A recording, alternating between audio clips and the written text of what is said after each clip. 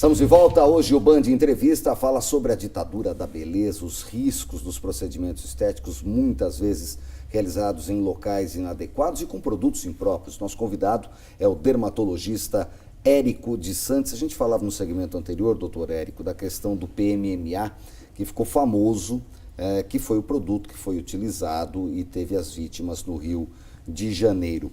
Esse produto, ele é liberado para uso, é que nem silicone industrial, não tem nada a ver. O que é esse produto e quando ele deve ser utilizado? Naqueles casos, serviria?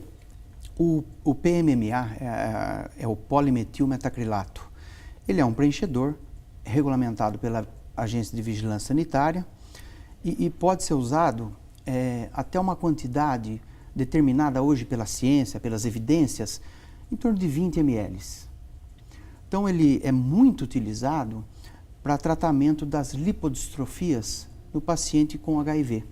O paciente portador do HIV ou com a doença AIDS, ele pode ter consumos de gordura no rosto que torna aquelas faces características do doente com HIV. Então, tira ele da sociedade. E isso o governo viu, os médicos viram que poderiam fazer um preenchimento e devolver a autoestima, a sociabilizar esse paciente novamente. E é muito realizado com PMMA, nesta quantidade. Isso, inclusive, é liberado pelo governo? Sim. O governo fornece essa substância para aplicação sim, nesse sentido? Tem vários dermatologistas, colegas que têm muita prática em PMMA, nesses casos. No próprio Rio de Janeiro, tem colegas que aqui em São Paulo também, que realizam e tem anos de vivência com PMMA. Para o preenchimento cosmético puro, né, preenchimento de bigode chinês, né, que é os sulcos, linhas de marionete e tal, ele não é mais tão utilizado. Né? O PMMA, no mundo todo, ele tem perdido a frequência de uso do PMMA.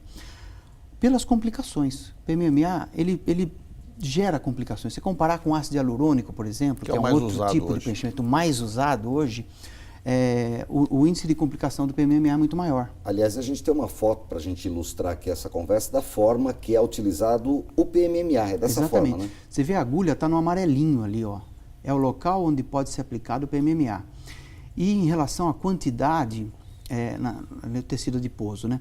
Em relação à quantidade, então, o que se observa hoje? Que até 20 ml é uma dose segura. Ou seja, não poderia ser usado no glúteo, por exemplo, porque 20 ml no glúteo some. Não vai causar nenhum benefício para o paciente. É uma área muito grande para você trabalhar com 20 ml. Então, conceitualmente, você não pode, numa área que exige 400 ml, seja de gordura, que você pode fazer preenchimento de glúteo com gordura, até 1.500 ml, então os 20 ml do PMMA estão longe disso, né, desse reconhecimento de segurança. Hoje se usa o que com segurança para esse tipo de procedimento? Olha, o ácido hialurônico, eu trouxe até alguns números aqui, Cláudio, a toxina botulínica, em 2017, são dados de 2017, ela foi aplicada 5 milhões de aplicações de toxina botulínica. O ácido hialurônico, 3 milhões e 300. O PMMA, no mundo, os médicos Isso são dados mundiais. Dados mundiais. Os médicos que aplicam PMA no mundo representam 2%. Então, assim, enquanto o ácido hialurônico corresponde aí a 25% a 30% das aplicações de preenchimento, o PMMA está com 0,1%. Nós podemos falar que é uma substância antiga, de aplicação difícil, em casos muito específicos, mas ela é mais barata. Ela é 10 vezes mais barata que o ácido hialurônico. Por isso, talvez ela seja apresentada como uma opção cosmética nesse caso. Alguns países ainda utilizam, o Brasil é um deles. O Brasil é o 4º país que mais utiliza PMMA. E como nós dissemos, né, não é o mais seguro. Até porque o PMMA não é absorvido pelo corpo. Então, ele é um preenchedor que vai ficar. Se eu fizer um preenchimento facial com PMMA num sulco, por exemplo, ele não vai mais sair dali.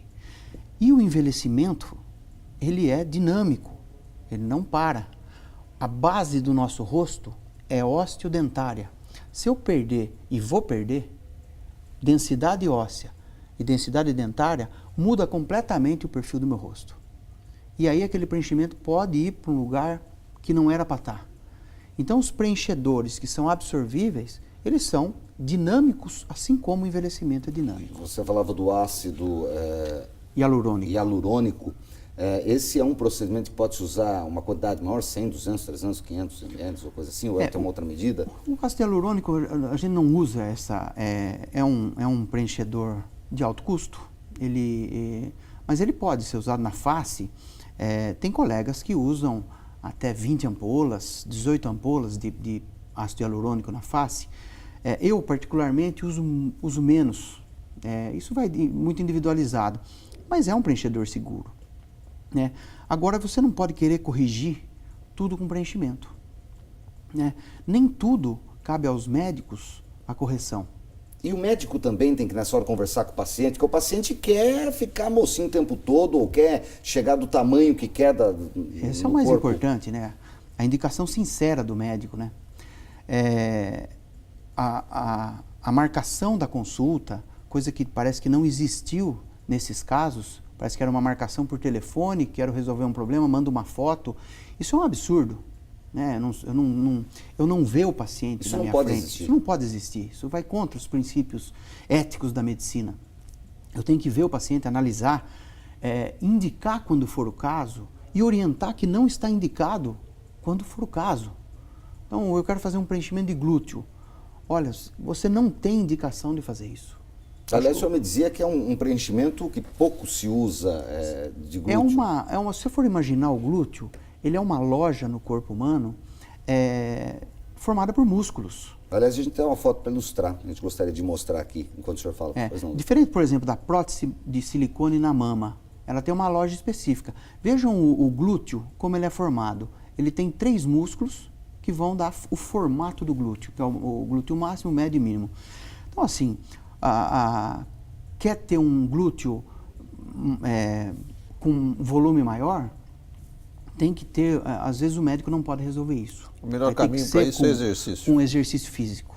E o médico tem que entender essa limitação e não pode, claro, vou resolver seu problema e ele ainda, de uma maneira, se vangloriando, 1 ano de academia, 2 anos de academia, né?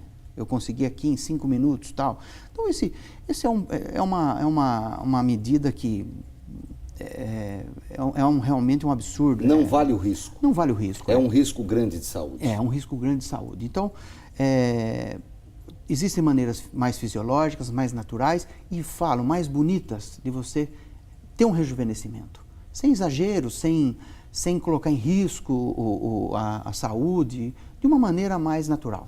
A gente vai falar também dos locais onde são feitas essas cirurgias já já. Segundo intervalo, o Band Entrevista volta em instantes.